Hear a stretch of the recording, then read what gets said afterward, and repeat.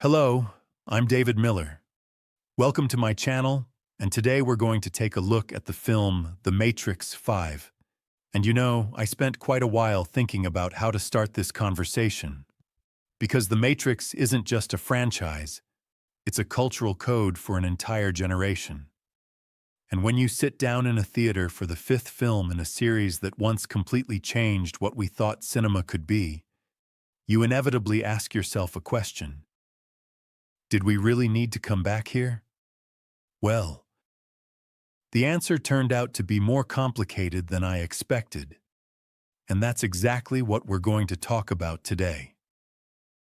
Let's start by defining what this project actually is. The Matrix 5 is a new chapter in one of the most influential science fiction franchises in film history. A movie that attempts to continue, or perhaps reinterpret, depending on how you look at it, the legacy of the Wachowskis' original trilogy and the fourth film, Resurrections, which came out in 2021 and, to put it mildly, sparked extremely polarized reactions. This time, there's a new directing team at the helm, and that in itself is a statement. Because The Matrix without the Wachowskis is a bit like Star Wars without Lucas. It's possible, but every step will be under a microscope. The creators clearly aim to expand the mythology of the universe while bringing back the visual boldness and philosophical depth that many viewers felt were missing after the fourth film. I have to say that personally, The Matrix means something special to me.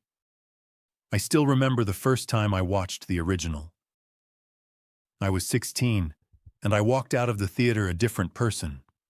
No exaggeration. Not because the movie taught me something specific, but because it showed me that cinema could be both intelligent and spectacular at the same time. That action and philosophy didn't have to exist in separate rooms.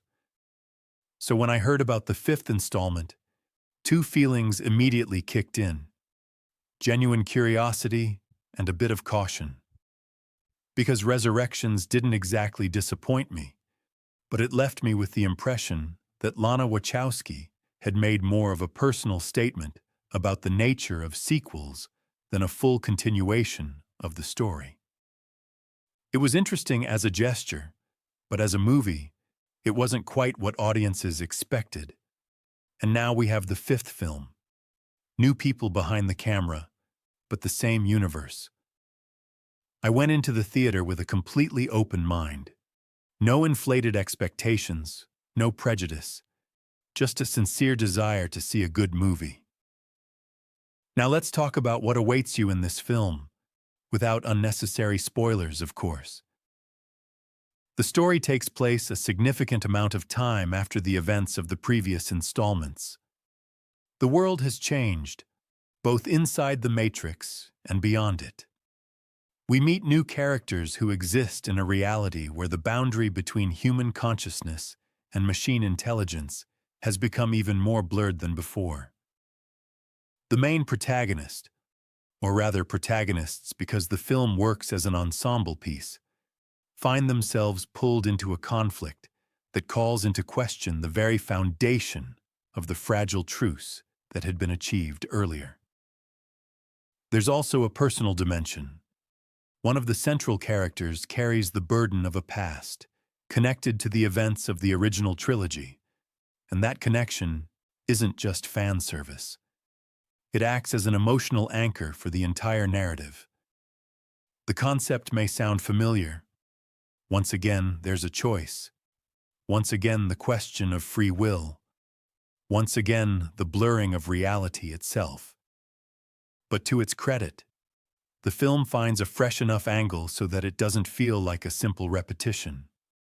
At least not during the first two acts. And this brings us to the key point: what works and what doesn't.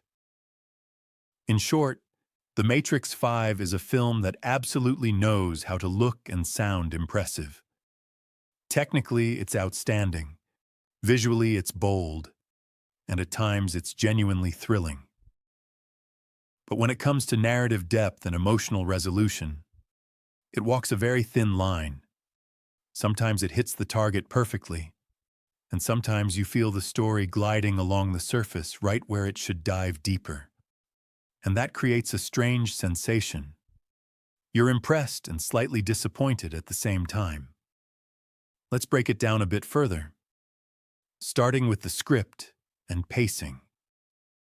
The first act of the film is probably its strongest part. We're introduced to the new configuration of the world confidently, without endless exposition, but also without the feeling that you've been thrown into the water without explanation. That's a delicate balance, and it's handled masterfully. You immediately feel that the rules of the game have changed, that the stakes are high, and that this world is alive, breathing, evolving. The second act picks up speed, and this is where some of the best action scenes I've seen in years begin to appear. I'm not kidding. There's one particular sequence, I won't say which, that literally made me lean forward to the edge of my seat. The fight choreography, the blend of practical and digital effects, the use of space and gravity. It all reminds you why the original Matrix changed action cinema forever. But the third act, and this is my biggest complaint, starts to rush. At the exact moment when the story should slow down and give the characters room for truly meaningful decisions, the film speeds up, almost as if it's afraid the audience might get bored. And that's frustrating, because the foundation for a powerful finale was there. It just wasn't allowed to fully unfold. Now let's talk about the characters, which might be the most ambiguous territory here. The new characters are interesting. They're written with the understanding that audiences need fresh faces and fresh conflicts.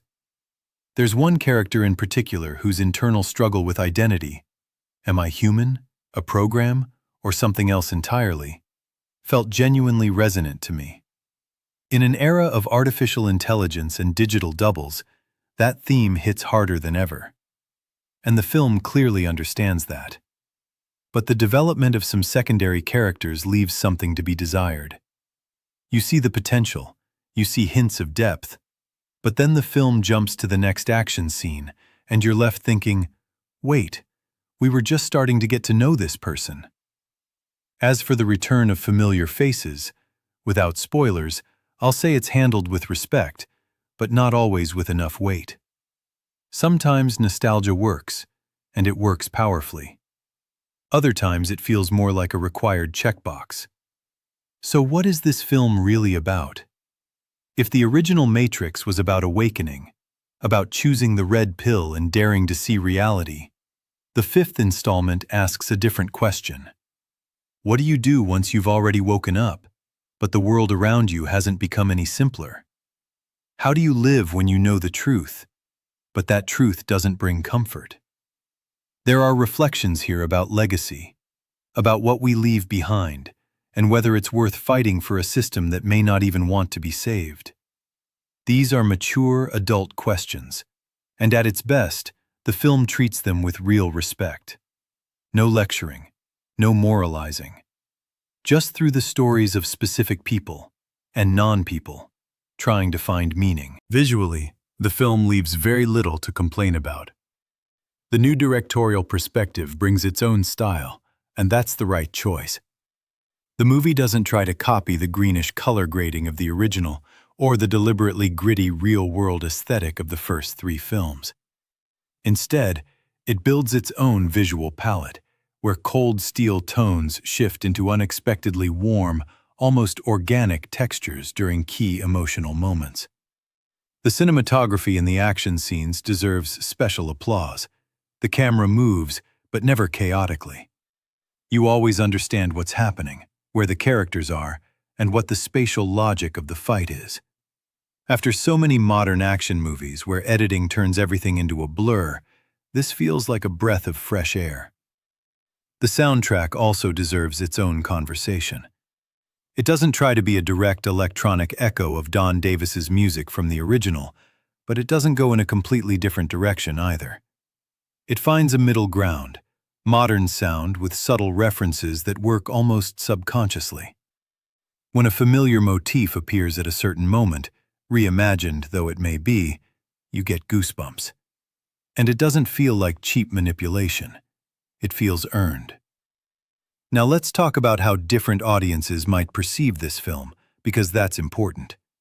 If you're a devoted fan of the original trilogy, someone who understands Baudrillard's philosophy and can spend hours debating whether Neo was a program or a human, you'll find plenty of interesting ideas here, but you might still feel a little hungry. The film raises fascinating questions, but doesn't always carry them to the philosophical conclusion you might expect. If you're a viewer who came for spectacle and momentum, for stylish fights and impressive visuals, you'll absolutely get your money's worth, and then some. But if you've never seen the previous films, honestly, I think it will be difficult. Not impossible, but difficult. The movie does make an effort to introduce newcomers to the context, but the emotional weight of many scenes depends heavily on whether you know the history behind them. After the screening, you'll probably want to talk about what you just saw, and in my opinion, that's one of the best compliments you can give a movie. It doesn't let go immediately. It stays with you, in the car on the way home, at dinner, before you go to bed. Not because it's perfect, but because it asks questions you want to answer yourself. But let's talk about the problems, because they exist, and pretending otherwise wouldn't be honest. The film's main weakness is its third act, and the sense that the script is trying to juggle too many ideas at once. There's the legacy of the original story, a new mythology, social commentary, and the personal drama of several characters, all happening simultaneously. And when you try to juggle that many balls, some are inevitably going to fall. Some storylines wrap up too quickly. One twist near the finale, clearly intended to be shocking, doesn't land with the force it could have, because the film didn't spend enough time laying the groundwork. And yes, there's a feeling that certain scenes exist more to set up a potential sequel than to serve this specific story. It's not a disaster, but it's noticeable, and for more demanding viewers, it may leave a sense of incompleteness. So what's the final verdict? The Matrix 5 is a good movie. Not a great one, but a good one. And considering how easy it would have been to get this wrong, how high the bar is, and how toxic fan nostalgia can sometimes be, good actually sounds like a serious achievement. The film respects the legacy without bowing to it. It takes risks, even if they don't always pay off. It looks stunning, sounds fantastic, and contains action sequences that remind you why we go to movie theaters in the first place. Would I recommend it? Yes, especially if you're ready to accept that this isn't an attempt to recreate the magic of 1999, but an attempt to prove that this universe still has something to say. Watch it in a theater. Definitely in a theater. On a big screen with great sound. This is one of those cases where the format of viewing really matters. A home screen will steal half the experience from you. Thank you for watching this video. If you have your own opinion about the film, and I'm sure you do because The Matrix always sparks debate, write it in the comments. I'm genuinely curious. Leave a like if you found this review helpful, and subscribe to the channel if you haven't already.